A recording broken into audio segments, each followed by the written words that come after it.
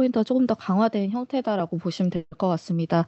저희 여전히 네카 전체 비중을 네이버로 대응하는 방식을 추천드리고 있고요.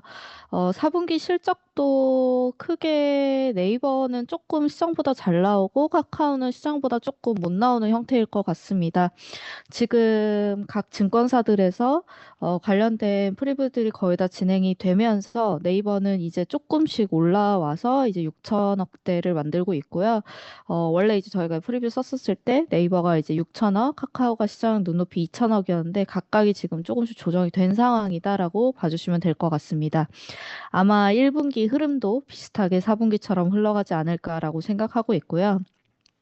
주가적인 측면에서 봤었을 때는 우선 네이버는 작년 9월 말에 두나무 딜에 대한 얘기들이 처음으로 나왔고 정권이 변하면서 이제 스테이블 코인이나 이런 것들이 속도를 내다 보니까 이 딜에 대한 진행들도 기대감들이 같이 묻어 있었던 것 같아요. 그래서 연말까지 스테이블 코인 법안도 통과시킨다 이런 것들이 있었는데 아시는 것처럼 현재 지금 1월까지 다 밀려놓은 상황이고 지난주에 지금 토큰 증권이 통과되는 것들을 보면은 아마 순서의 문제일 뿐이지 저희는 뭐 이런 것들이 가는 데는 큰 문제는 없을 거다라고 보고 있습니다.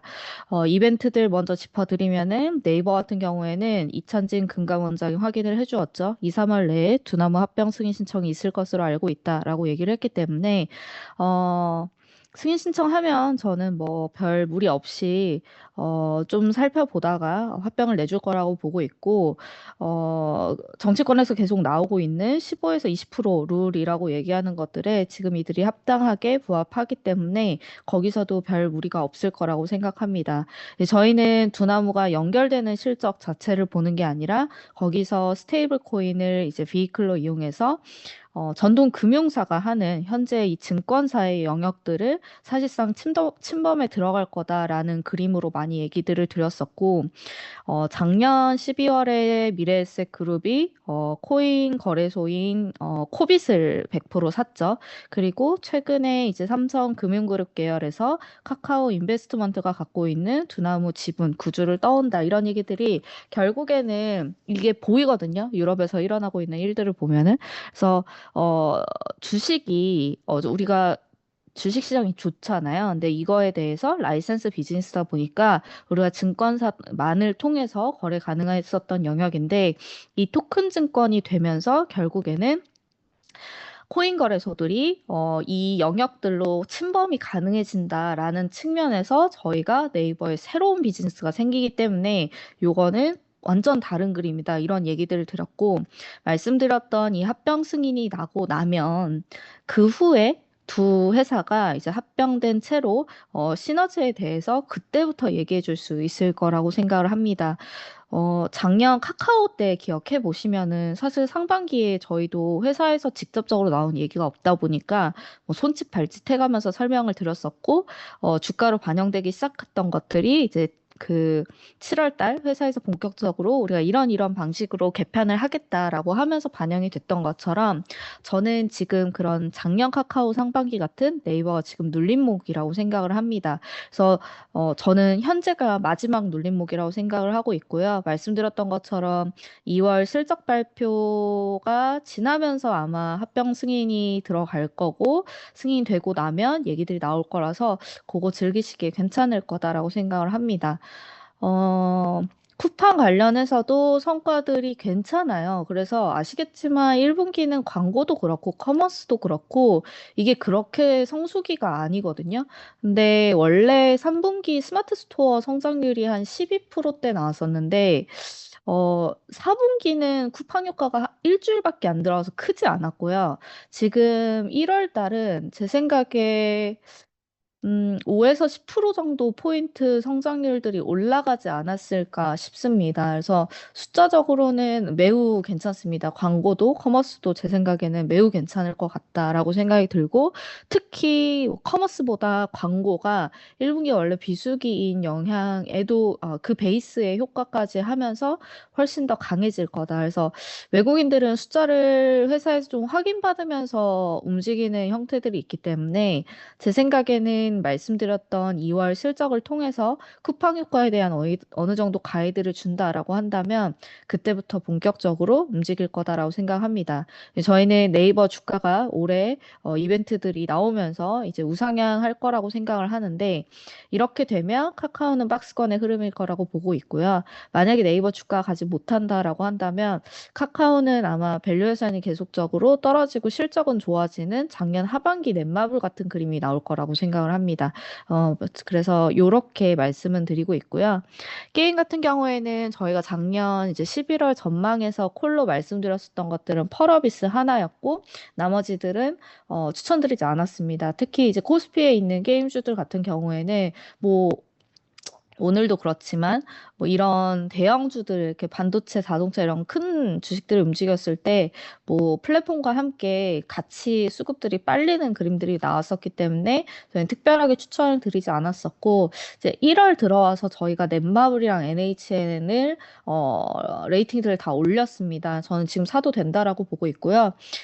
저번 금요일 날 원래 이번 달 28일 출시 예정이었었던 넷마블 7대제 오리진이 3월로 날짜가 변경됐습니다. 이로써 우리가 기존 예상했던 것보다 출시일이 32일에서 63일 정도 늦춰진 형태인데요. 오늘 빠질 때 저는 사시라고 말씀을 드렸습니다. 왜냐면 작년 펄어비스가 8월 달에 신작에 대한 지연 뉴스들이 나왔던 그 날이 최근 6개월 중에 주가 저점이었습니다. 그래서 나오지 않는 것이 아니라 그게 이제 지연이 되었었을 때는 오히려 그렇게 빠지는 날들에는 저는 대응을 하는 게 맞다라고 생각을 합니다. 특히 없었던 분들은 대응을 하자라고 말씀을 드리고 있고요. 저희가 지금 7대제 오리진 같은 경우에는 한국이랑 일본만 매출을 잡아놨거든요. 근데 만약에 지금 넷마블이 소니랑 지금 계속 이거 가지고 협업을 오래 하고 있어요. 근데 회사에서 예측하는 대로 정말 플스에서도 이게 나온다. 숫자들이 나온다라고 하면 그거는 단순하게 뭐 플스다 이 문제가 아니라 소화하는 그 지역들이 북미랑 유럽일 거거든요. 그럼 제 생각에는 실적을 상향해야 될 뿐만 아니라 리레이팅 포인트로도 작용을 할 겁니다. 그래서 말씀드렸던 펄어비스도 3월 달에 이제 붉은 사막이 기다리고 있고 요 두 개가 같이 어느 정도 글로벌 성과를 보인다라고 한다면 아시겠지만 넥슨이 아크레이더스 성과들이 나오면서 본격적으로 리리징 됐잖아요. 그런 그림들이 국내에서도 펼쳐질 수 있기 때문에 오히려 넷마블은 지금은 이 업사이드 리스크가 커진 시점이라고 생각을 해서 넷마블 사시라고 말씀을 드리고 있어요. 그래서 작년에 저희가 4월 달에 트레이딩 콜드를 했었고 7월, 8월 넘어가면서 이제 6만 원 넘어가니까 저희는 사실 그때 홀드콜을 할 수밖에 없었던 게 아이온2한테 맞을 것들이 하반기에 기다리고 있어서였거든요. 근데 이제 아이온2가 지금 10억대 중반까지 매출 다 빠졌기 때문에 더 거기서 넷마블이 빨리는 것들은 없다라고 판단을 했었고 지금 말씀드렸던 신작들이 기다리고 있기 때문에 여기서부터는 사는 베팅으로 하시는 게 저는 조금 더 맞다라고 생각이 듭니다.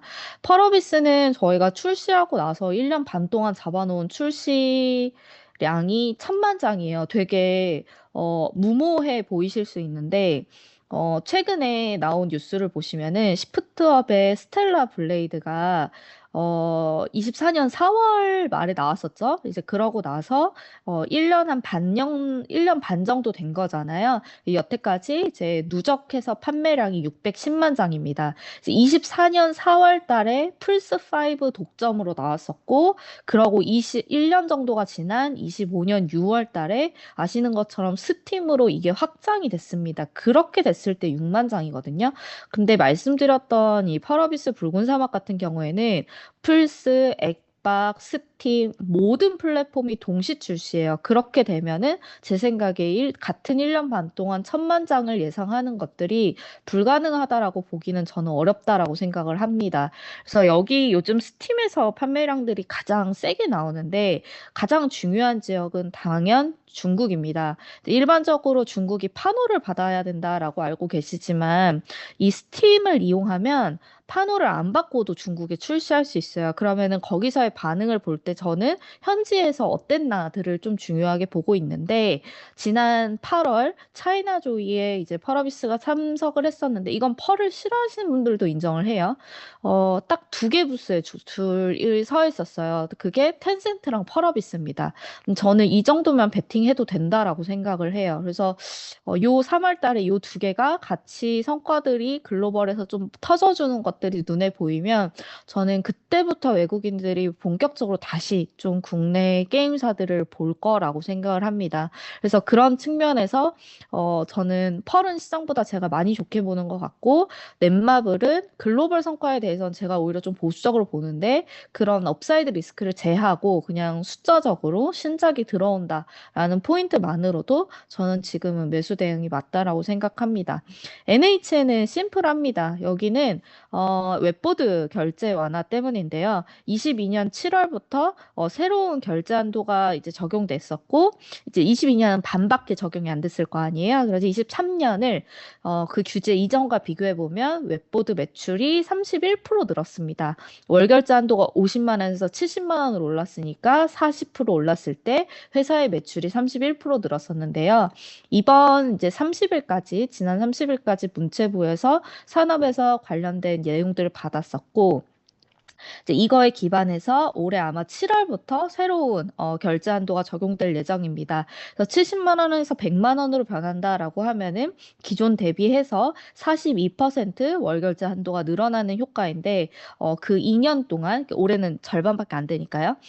이게 다 반영이 되는 내년까지 계산을 해보면은 아마 최소 20% 정도는 저는 매출 성장이 나올 수 있을 거라고 생각을 해요. 그래서 NHN이 2025년이 아마 1,000억 정도 영업이익이 끝났을 텐데 내년에 웹보드 결제가 1년 다 반영되는 그 시점에는 아마 2,000억까지 도달할 수 있지 않을까라고 생각합니다. 상반기 이벤트가 빈다라고 생각하실 수도 있는데요. 이 회사 같은 경우에는 상반기에 이제 최애의 아이 그 넷플릭스에서 보신 분들 계시죠? 그거랑 이제 파이널 판타지 두 개 IP를 가지고서 각각 만든 게임이 일본 퍼블리셔 각각 카도카와와 스퀘어 에닉스들을 통해서 요게 게임이 출시가 됩니다. 그래서 쉽게 얘기하면 콜옵션이에요. 얘네들이 마케팅 비용 태우는 거 거의 없고 걔네들이 대신에 해주는데 당연히 일본 IP이기 때문에 거기서 성과를 우리가 당연 제일 많이 기대했을 거 아니에요. 저는 좋은 전략이라고 생각하고 뭐 이거는 뭐 터지면 얘네들한테 이익으로 그대로 꽂히는 내용들이기 때문에 저는 일종의 콜옵션처럼 상반기에 지금 갖고 있어서 접근하기 괜찮다. 뭐 이렇게 말씀드리고 있습니다. 실적 같은 경우에는 지금 시장 눈높이들 대부분 다 미스하는 중에 NHN 시장보다 저는 조금 더 잘 나온다고 제가 추정을 하지는 못하겠어요. 왜냐하면은 4분기에 정리한 게 많아요. 여행 박사도 사업 종료했었고, 그 다음에 NHN 코미코에서도 많이 떨어냈거든요. 그래서 저는 그걸 이제 영업 비용을 잡았는데, 뭐 밑으로 잡았다라고 한다면은 뭐 조금 다를 수는 있겠죠. 뭐 그 정도 보고 있고, 생각보다 영업권 상각은 없을 것 같습니다. 요 정도 말씀드리고 있고, 나머지들 실적들 중에서 특이사항으로 볼 만한 거는 크래프톤이 이번에 뭐 많이 들으셨겠지만 일회성 비용이 한 1,000개 터집니다. 4분기에. 그래서 820억 정도가 향후 4년 동안 있을 사내 근로복지기금을 일시로 이제 얘네들이 이제 인식을 하고 3분기에도 있었던 그 서브노티카2를 개발하는 언노우월즈 소송 관련된 비용이 3분기에 200억 있었는데 4분기에도 한 180억 정도 나오는 것 같아요. 그래서 합쳐서 한 1,000개 정도가 일회성 비용이다. 뭐 요 정도 보시면 될 것 같고요. 크래프톤은 펍지 자체가 안 좋다라는 그 프리뷰들을 봤는데 제 생각에는 펍지가 그렇게까지 안 좋지는 않은 것 같아요. PC는 제 생각에는 당연하게 10% 이상의 성장이 나오는 것 같고, 어, 펍지 모바일 글로벌 같은 경우에는 YY 플랫 그래서 요거는 좀 포르쉐 효과가 없었던 게 좀 아쉽다. 요 정도는 맞는 것 같고요. 그리고 화평 정형은 작년보다 빠지는데 24년 4분기 제가 프리뷰를 하면서 그때 이제 화평 정형이 그러면 트래픽은 어떠냐 그랬더니 아 이게 BM을 조정하느라 매출 순위가 빠진 거지 트래픽은 오히려 올랐었다. 그래서 제가 작년 1분기에 그 크래프톤 실적 콜을 되게 세게 할 수 있었거든요. 실제로 매출 순위도 확 올라왔었고, 이번에도 같더라고요. 그래서 제 생각엔 1분기 실적 자체는 괜찮아요. 이제 다만 ADK 이런 것들을 사면서 전체적으로 좀 무거워졌다? 요 정도가 지금 좀 아쉽습니다. 그래서 크래프톤은 실적 자체는 뭐 노이즈가 있었지만 계속 그런 거 대비해서는 별 문제가 없었는데 가장 중요한 건 게임 쪽에선 지금 신작인 것 같아요. 그래서 신작 모멘텀이 가장 좀 세게 들어와 있는 저희가 추천했던 것들 위주로 좀 플레이 하시면은 괜찮을 거라고 생각합니다. 저희 여기서 마치고요. 더 필요하신 거는 개인적으로 연락 주시면은 답변 드리도록 하겠습니다. 감사합니다.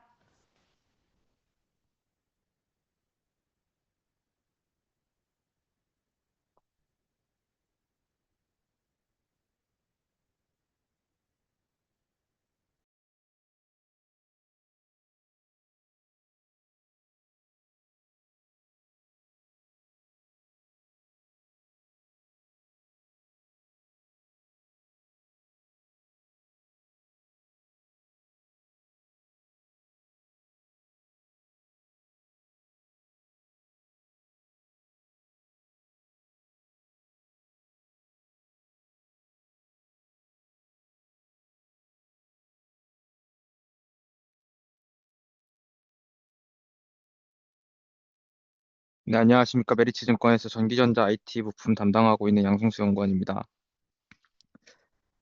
저희는 이제 큰 그림에서 4분기 단기 실적보다는 이제 올해 추정치가 올라갈 수 있는 종목들을 모으는 시기다 말씀드리고 있고요. 해당 관점에서 이제 작년 이제 주도주였던 이수페타시스랑 두산을 여전히 좋아하고 있습니다. 그래서 그중 이수페타시스를 먼저 말씀드리면 아시겠지만 작년 말부터 오랫동안 주가가 쉬고 있죠. 오늘도 주가가 많이 빠졌는데 제 생각에는 이제 펀더멘털적인 이슈보다는 다른 이제 심리적인 요인이 크다라고 말씀드리고 있고요. 첫 번째는 이제 MSCI 편입이 사실상 탈락됐기 때문에 작년에 기대감으로 들어왔던 수급이 많이 빠지고 있는 것 같고요.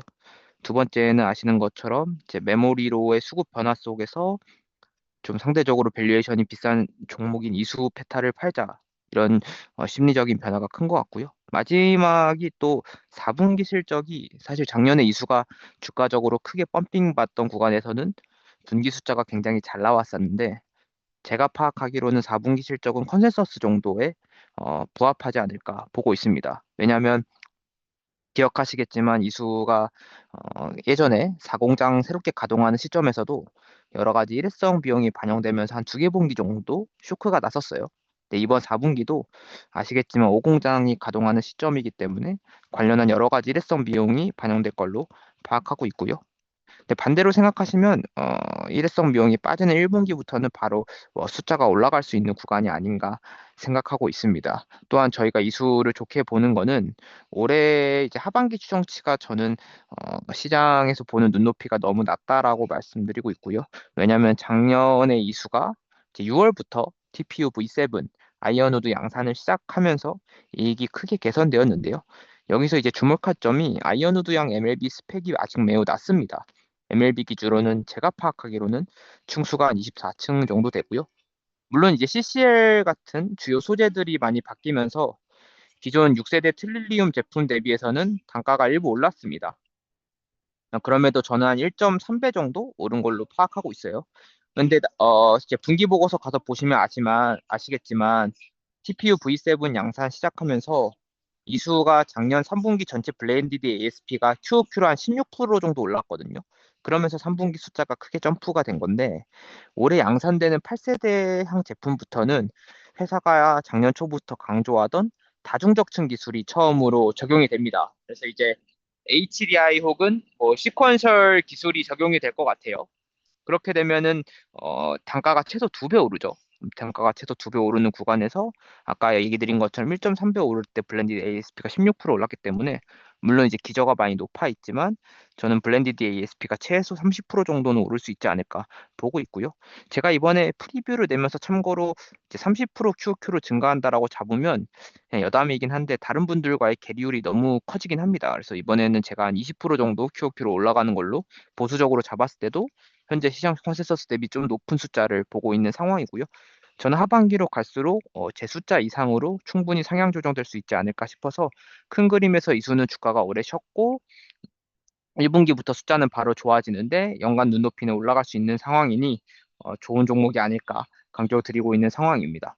두산도 이제 오랫동안 주가가 쉬고 있죠. 예, 미수랑 비슷하게 펀더멘탈적인 이슈보다는 아시겠지만 이제 고객사인 엔비디아 주가가 오랫동안 쉬고 있는 점, 그리고 이제 SK 실트론 인수 같은 저 외부적인 변수가 좀 크게 작용했다라고 보고 있고요. 또 이수랑 또 비슷하게도 4분기가 원래는 저희가 굉장히 좋을 걸로 봤어요. 왜냐하면 이제 엔비디아의 MVL 서버렉 출하량이 QoQ로 거의 70% 이상 올랐기 때문에. 근데 아시겠지만 최근 회사 톤이 좀 많이 낮아졌죠. 근데 제가 파악하기로는 이제 주요 고객사로부터 CR이 있었던 것 같고요. 그리고 사실 CR만으로는 설명이 안 되는 숫자라서 제 개인적인 생각으로는 뭐 일회성 비용도 좀 있지 않을까 보고 있는 상황입니다. 다만 저희는 큰 그림에서는 3월부터 엔비디아 주가가 박스권을 탈출할 거다라고 보고 있어요. 왜냐하면 지금 엔비디아가 결국엔 작년부터 이제 제미나이 3 프로고 나오고 나서 추론 시장에서의 경쟁력을 잃은 거 아니냐라는 우려로 주가가 안 되는 거거든요. 왜냐하면 이제 비용 대비 최대 성능의 관점에서 CPU만으로도 학습 추론을 했을 때도 벤치마크 점수가 이제 엔비디아 GPU 진영과 거의 동등하게 나왔기 때문에. 근데 저는 이런 로직들이 결국에는 지금 호퍼 아키텍처 기반의 LLM 모델들과 점수를 비교한 거기 때문에 블랙엘 기반 모델이 나오는 시점에서는 일정 부분 다시 엔비디아 진영으로 시장이 좀 옮겨갈 수 있지 않을까 말씀드리고 있고요. 그 시점이 한 1분기 말 그록 5가 출시되는 시점부터가 이제 블랙엘 기반 모델의 출시기 때문에 그 구간부터 엔비디아 진영의 반격이 시작되지 않을까 싶습니다. 타이밍이 잘 맞아떨어지면 올해 또 3월에는 엔비디아 GTC가 예정되어 있고 GTC에서도 엔비디아가 또 여러 가지 하드웨어적인 솔루션을 제공하지 않을까 기대하고 있고요. 그렇게 잘 어, 분위기만 맞아떨어지면 뭐 연달아서 이제 루빈 출시라는 모멘텀이 지속되기 때문에 서두에 얘기 드린 것처럼 큰 그림에서는 이제 3월부터 엔비디아 주가가 된다라는 포인트에서 두산도 이제 슬슬 다시 한번 모아갈 수 있는 구간이 아닌가 말씀드리고 있고요. 두산 자체적으로만 봤을 때는 4분기가 많이 아쉬웠지만 이게 또 엽기적으로 반대로 생각해 보시면 엔비디아의 한 물동량이 계속 증가하는 흐름이기 때문에 충분히 QOQ로 실적은 올라갈 수 있지 않을까. 그러니까 숫자상으로는 이제 바닥이 아닐까 보고 있는 거고요. 그리고 또 지난주 금요일 날 이제 레조낙이라는 CCL 업체에도 단가를 크게 올렸는데 저희도 이제 그 하반기 이제 루빈이 나오는 시점에서는 주요 원자재 가격 상승 및 여러 가지 스펙 상향을 반영해서 CCL 단가가 크게 오르지 않을까 싶습니다. 그리고 루빈 자체가 이제 받쳐주는 보드의 기판 층수 증가 효과로 인한 물동량 증가도 있을 거라서.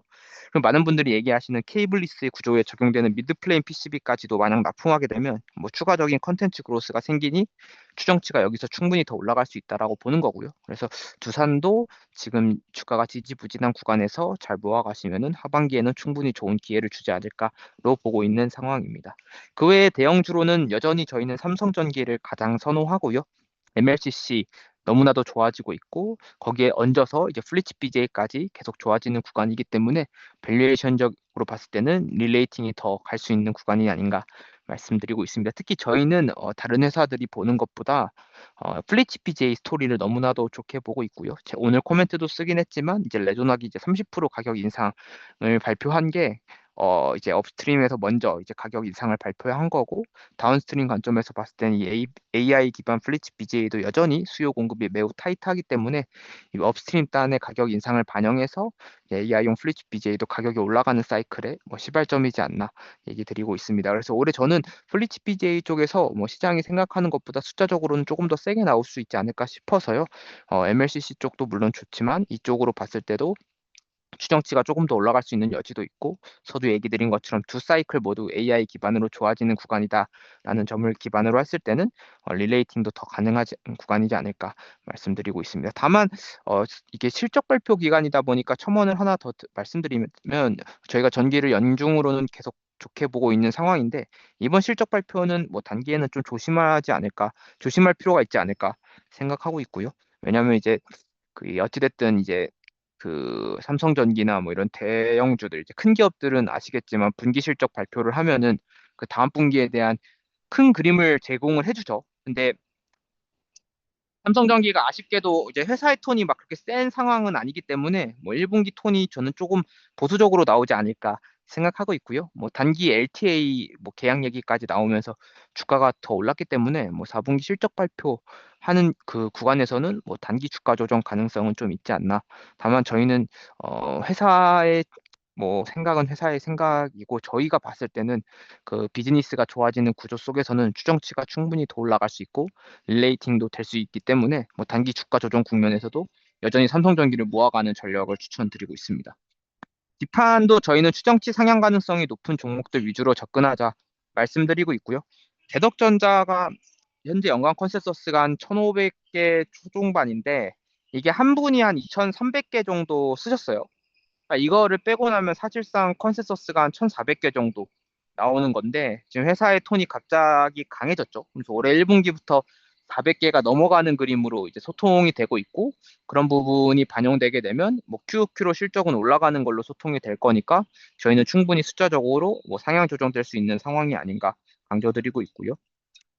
해성궁 DS도 어 저희는 여기서 추정치 더 올라간다라고 봐요. 그러니까 패키지 서브스트레이트는 이제 점유율 확대 효과가 있는 거라서 다른 메모리 기반 업체들 대비 조금 더 안정적이지 않을까 보고 있고요.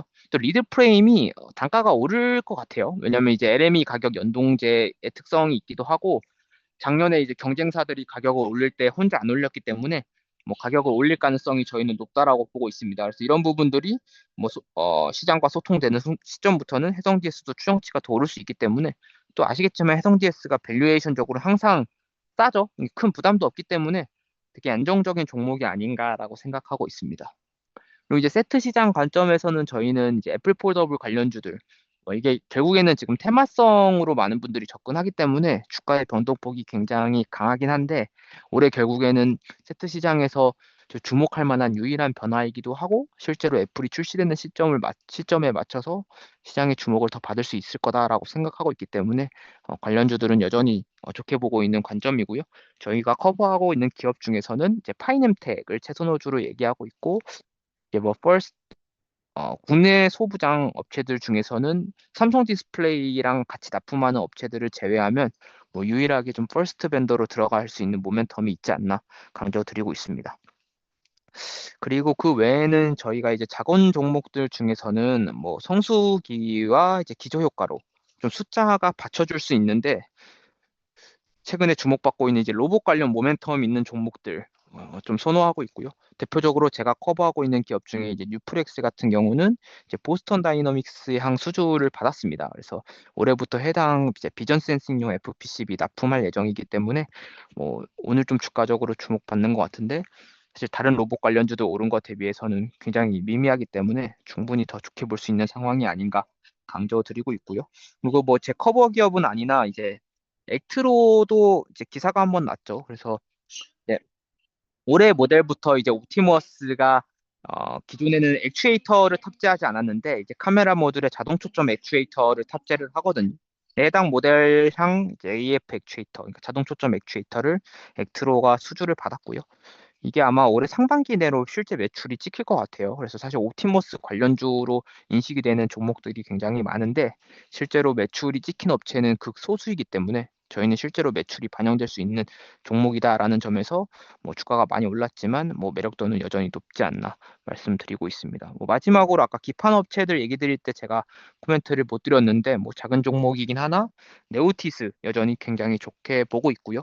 이 드릴비트 시장이 작년 중순부터 해서 기판 업체들이랑 얘기해 보면 쇼티지가 너무 심하다라는 얘기가 계속 나와요. 근데 저희가 리포트로도 강조했지만 이게 기판이 대면적화될수록 기판의 층수가 커질수록 구조적으로 이 드릴비트의 소모량이 크게 늘어나기 때문에 쇼티지가 해소될 가능성이 굉장히 제한적입니다. 오히려 올해 연중 내내 이 쇼티지가 가속화되지 않을까 싶고요. 그래서 이 드릴비트가 또 기판 내에서 차지하는 본 코스트가 좀 작은 편이기 때문에 이런 쇼티지 구간을 활용해서 이제 원자재 가격 상승에 대한 판가 전거가 전부 다 가능한 구조라서 ASP도 계속 오르지 않을까 싶습니다. 지금 글로벌리 드릴비트 관련주들 주가가 굉장히 좋고 대만의 톱포인트나 뭐 중국의 디텍 이런 친구들은 멀티플도 굉장히 높거든요. 거의 한 40배 정도 받고 있기 때문에 충분히 네오티스 주가 많이 올랐지만 이 구간에서도 멀티플 설명이 가능하지 않을까 싶고 뭐 숫자적으로도 QOQ로 계속 성장할 거니까 뭐 크게 리스크 없는 종목이 아닌가 강조드리고 있습니다. 네, 여기까지 이제 제 파트 말씀드리고요. 뭐 제가 말씀드리거나 아니면 말씀드리지 못했던 부분에 대해서 좀 궁금하신 거 있으신 분들은 따로 연락 주시면 제가 자세히 설명드리도록 하겠습니다. 감사합니다.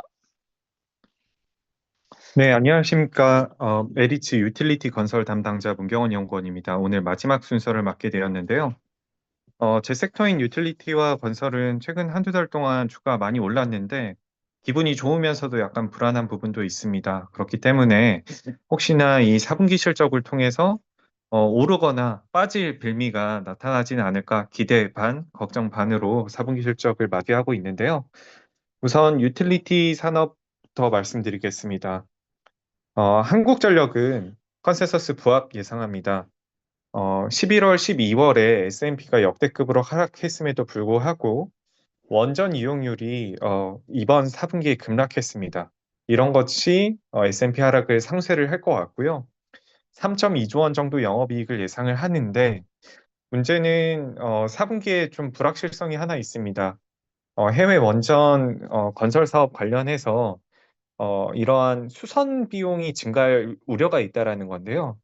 이게 반영이 될 수도 있고 안 될 수도 있는 부분이기 때문에 잘라서 말씀드릴 수는 없지만 불확실성이 높은 4분기가 될 것이다. 저는 이렇게 생각을 하고 있습니다. 한국가스공사는 영업이익 측면에서는 일단 소폭 상회를 예상을 하고 있습니다.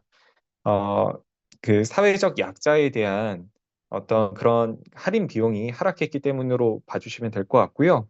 다만 영업의 이익에서는 손상차손 가능성이 좀 있어서 이걸 우려를 해야 될 것 같습니다. 최근에 유가는 내려간 반면에 환율, 금리는 올라가면서 해외 가스잔의 가치가 지금 떨어져 있는 상황이고 감사인이 이걸 반영할 가능성이 높다라고 보고 있습니다. 한전이랑 가스공사는 실적 못지않게 3월 초중순에 소통이 될 배당 역시 중요한 부분이 될 텐데요. 이거는 컨센서스 부합 정도 예상을 하고 있습니다. 어, 이 2026년에 대한 배당부터는 서프라이즈가 나올 것 같은데 작년 25년 배당까지는 회사 측에선 보수적으로 할 수밖에 없는 상황이고요. 이 유틸리티 전반적으로 실적을 떠나서 그 모멘텀이 두 가지가 있습니다. 하나는 요금 인상이고 하나는 뭐 한미 원전 협력이 될 텐데요. 이 두 가지 모멘텀 모두 6월 지방선거 이후에 가능할 것이라고 보고 있습니다. 요금 인상은 전기요금 인상 기준으로 4분기 10월, 11월부터 가능할 전망이고 한미 원전 협력 역시 지금 앞서 해결해야 될 여러 가지 문제가 있기 때문에 최소한 상반기까지는 좀 어렵다 이렇게 생각을 하고 있습니다. 한전 기술로 넘어가겠습니다. 한전 기술은 컨센서스를 상회할 가능성이 매우 높습니다. 왜냐하면 일단 체코 두코바니 원전 수주에 12월에 성공하면서 그동안 2025년 내내 사전 용역을 해왔었던 것을 한 번에 매출액에 인식하기 때문인데요. 또한 이 SMR 연구 용역이 그동안 영업의 이익으로 인식이 됐었는데 최근에 정관 변경을 하면서 이게 영업이익에 다시 인식이 되게 되면서 이익이 증가하는 효과도 있을 것 같습니다. 계절적인 성수기이기도 하고요. 컨센서스 200억 원 중반대인데 300억 원에서 400억 원 정도의 이익은 충분하다라고 보고 있습니다. 한전 KPS 역시 컨센서스를 상회할 것 같습니다. 방금 한전의 원전 이용률이 떨어졌다라고 했는데 이게 한전 KPS한테는 도움이 됩니다. 원전 계획 예방 장비 매출 증가 그리고 성과급 비용 감소가 4분기 이 컨센서스 상회로 이어질 전망입니다. 그래서 저는 한전 기술, 한전 KPS를 가장 이번 4분기 실적 때 주목해야 될 두 가지 종목으로 제시를 하고 있습니다. 두산 에너빌리티는 컨센서스 하회할 전망입니다. 다만 그 본업인 에너빌리티 부문에서의 이익은 괜찮고요. 두산 밥켓이나 퓨얼셀이 이익이 생각보다 안 좋기 때문에 연결 영업이익 기준으로 컨센서스를 하회하게 될 것 같습니다. 근데 이게 뭐 실적에 큰 영향을 줄 정도는 아니라고 보시면 될 것 같고요. 사실 실적보다 좀 더 중요한 것은 두산 에너빌리티의 수주 가이던스인데 수주 가이던스는 이 회사의 성향상 좀 보수적으로 주는 측면이 있기 때문에 기대하지 않는 게 좋으실 것 같습니다. 아마 조금 2025년보다는 좀 내려오는 수준으로 나오지 않을까 저는 예측을 하고 있습니다. 주가적인 측면에서는 뭐 실적 그리고 가이던스보다도 더 중요한 건 뭐냐면 SMR이 잘 돼야 돼요. 해외에서. 이 뉴스케일이 TVA라는 미국 유틸리티 회사랑 SMR 계약을 2월 중으로 체결할 것으로 저는 기대를 하고 있는데 이게 된다면 에너빌리티 주가는 좀 더 갈 수 있을 것이라고 보고 있고요. 이때 우진이나 BHI와 같은 중소형주는 더 갈 수 있을 것이라고 보고 있습니다. 제가 11월에 연간 전망을 통해서 이 아이디어를 제시드렸으니까 한번 일독을 권해드립니다. 포스코 인터내셔널은 4분기 실적을 소폭 상회할 것 같습니다. 발전 사업 부분이 이용률을 회복을 할 것 같고요.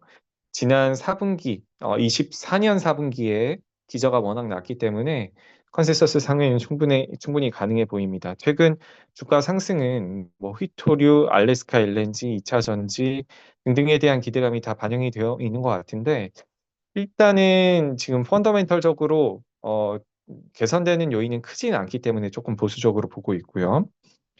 SK가스 같은 경우에는 발전이익 부진, 이제 송전망이 모자라서 울산 GPS 가동률이 안 나옵니다. S&P도 하락하고 이런 부분 때문에 컨센서스를 하회할 전망입니다. CS윈드는 하부 구조물 매출이 없지만 이 종목에 대한 기대치들이 워낙 많이 낮아져 있어요. 그렇기 때문에 이미 낮아진 기대치 정도는 충족시킬 수 있는 4분기 실적이 될 것 같습니다. SK오션 플랜트는 안마 해상 풍력이 사실 12월에 착공이 됐었어야 하는데 국방부와의 마찰 이슈로 인해서 착공이 지연되면서 4분기 컨센서스를 하회할 것 같고요. 2026년 매출 전망치도 앞으로 좀 하향 조정이 필요하지 않을까 생각을 하게 됩니다. 두산 퓨얼셀은 원래 적자를 보고 있었는데 더 큰 적자가 나올 것 같아요. 가장 큰 요인은 이 SOFC 신제품을 지금 양산을 하고 있는데 처음 양산하다 보니까 이게 쉽지가 않아서 납기 지연이 발생했고 이에 따른 지체 상금이 나올 것 같습니다. 300억 원 이상의 적자를 예상을 하고 있습니다. 다만 두산 퓨얼셀은 실적보다는 저는 수주를 주요 주가 트리거로 보고 있고요. 상반기 중에 미국 AI 데이터 센터양 연료전지 수주가 가능할 것 같습니다. SOFC가 아니라 PAFC로 일단 도전 중이고 이러한 도전을 저는 굉장히 긍정적으로 평가를 하고 있기 때문에 단기적으로 원전 중소형주와 함께 가장 주목해야 될 종목이 아니신가 이렇게 생각을 하고 있고요. 제가 풍력은 아직까지 세게 말씀을 못 드리고 있긴 한데 요번 4분기 실적 지나면 상반기 중에 우리나라 기후에너지 환경부에서 나올 정책도 있을 것 같고요. 실적 개선에 대한 모멘텀도 슬슬 생길 것 같아서 풍력은 2분기 이후에 제가 좋게 말씀드릴 수 있게 될 것 같습니다. 특히나 SK 이터닉스는 4월 중에는 매각 이슈가 마무리되면서 불확실성 해소 차원에서 주가가 또 오를 것 같기도 하고요. 이제 건설로 넘어가겠습니다. 현대건설은 4분기 실적 좀 걱정이 많았는데 다행히도 컨센서스 부합을 할 것 같습니다. 이제 사우디나 인도네시아 등에서의 해외 플랜트 비용 반영은 이번 분기에는 이루어지지 않을 것 같고요. 또한 현대 엔지니어링 역시 대손상각비를 걱정을 했었는데 이번 분기에 비용 반영은 크지 않을 것으로 생각이 됩니다. 반면에 국내 건축 GPM은 예상했던 대로 올라오면서 컨센서스 부합이 가능할 것으로 보이고요. 내년에는 8천억 원 정도 이상의 영업이익이 가능할 것 같습니다. 다만 상반기까지는 해외 플랜트 비용에 대한 불확실성이 남아 있을 것 같습니다.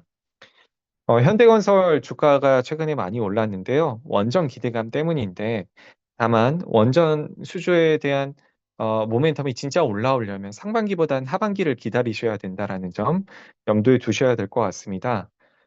상반기 중에 SMR 팰리세이드 원전 쪽 수천억 원 정도의 수주를 기대하고 있긴 하지만 하반기에 다가올 이 미국 페르미 마타도르 혹은 불가리아 원전이 각각 10조 원 이상으로서 이 하반기의 모멘텀이 훨씬 더 세거든요. 그렇기 때문에 일단 상반기에 만약에 실적 상황을 좀 봐야겠지만 주가가 이제 계속 올라가기보단 하반기로 갈수록 계단식으로 올라가지 않을까 이렇게 생각을 하게 됩니다. 삼성 E&A는 컨센서스를 소폭 하회할 전망입니다. 뭐 화공도 그렇고 비화공도 그렇고 4분기에 뚜렷한 수주가 없었어요. 그렇기 때문에 매출액 YOY 하락세가 지속이 될 수밖에 없을 것이다라고 생각을 하고 있고, 그동안 화공이든 비화공이든 2024년부터 해서 지금 이익률을 너무 잘 내왔기 때문에 지금 이 모범생적인 이익에 대한 기대치도 많이 올라가 있는 상황이에요. 하지만 또 이제 모범생일수록 일탈을 했을 때 충격이 클 수 있을 것 같아서 저는 좀 조심스럽게 보고 있습니다. GS건설은 컨센서스를 하회할 전망입니다. 일단은 그 규모 측면에서는 좀 불확실성이 남아 있지만 관계 회사에서 일회성 비용을 반영할 수 있을 것 같고요. 다만 본업에서의 개선은 무난한 것 같습니다. 이 회사는 분양이나 이제 해외 플랜트 수주를 2025년에 워낙 못했어서 2026년에 이게 잘 되기를 바라야 될 것 같은데요. 이제 회사랑 잘 이야기를 해보면 제 생각에는 이제 수주나 분양이 2026년에 모멘텀이 있을 것 같아서 그게 나오고 좀 더 접근을 해보셔도 좋을 것 같습니다. DLENC는 소폭 하회입니다. 이 회사가 3분기 실적 발표 당시부터 공유를 해줬었던 울산 샤인 프로젝트의 원가율 상승에 대한 이 부분이 주요 원인이고요. 이 회사도 과연 원전 모멘텀이 있지 않을까 기대하시는 분들도 있으실 것 같은데요. 제가 알기로는 뭐 올해나 내년까지 당분간은 원전 관련해서 수주 모멘텀은 제한적일 것으로 예상이 됩니다. 대우건설은 주택 GPM 개선으로 인해서 이제 컨센서스의 주택 GPM 개선에도 불구하고 컨센서스를 소폭 하회하게 될 것 같은데요. 일단은 분양 물량 하락으로 인한 매출 하락이 주요 원인이지만 이제 지방에서 특히 경북 비용에서의 준공후 미분양이 좀 남아 있기 때문에 이런 거에 대한 대손 삼각 비용 우려도 여전한 것 같습니다. 다만 저는 최근에 대구 지역 내서의 이제 집값도 반등을 하고 있고 사실 대구뿐만 아니라 지방 집값이 요새 계속 상승세고 2026년 공급은 줄어드는 데다가 유동성은 계속 풀리는 환경이다 보니까 대우건설의 2026년 반등을 좀 기대를 해볼 수 있지 않을까 생각을 하고 있습니다. 4분기 실적 이후에요. 그리고 체코 원전에 대한 EPC 수주도 아직 안 나왔는데 회사의 기존 가이던스 한 1에서 2조 원 정도를 훌쩍 뛰어넘는 전 3조 원까지도 기대 가능할 수 있지 않을까 보고 있어요, 개인적으로. 그런 포인트에서 일단 4분기 실적 리스크를 확인을 하고 그 이후에 접근하시면 좋은 결과 있지 않을까 생각을 하고 있고요. 비슷한 맥락에서 제가 아직 커버를 하고 있진 못하지만 지방 중소형 건설사들도 좋게 볼 수 있을 것 같습니다. 예를 들면 뭐 IS 동서, 금호건설 뭐 이런 이제 중소형 건설사들이 될 것 같습니다. 그래서 정리드리면 4분기 실적은 사실 한정기술, 한정 KPS 정도만 주목을 할 수 있는 그런 분기가 될 것 같고요. 이 주가 실적 이외에 두산 퓨얼셀이나 SK 이터닉스 그리고 원전 중소형주들 이제 수주나 아니면 어떤 해외 모멘텀 측면에서 좋아하고 있다. 이렇게 요약을 드릴 수가 있을 것 같습니다. 네, 긴 시간 동안 들어주셔서 감사합니다. 제가 마지막 순서인데요. 오늘 내내 진행했는데 정말 많은 분들께서 참가를 해주신 것 같아서 저희 애널리스트 모두 뿌듯하게 생각을 하고 있습니다. 다음 분기에는 좀 더 좋은 내용으로 찾아뵐 수 있도록 노력하도록 하겠습니다. 감사합니다.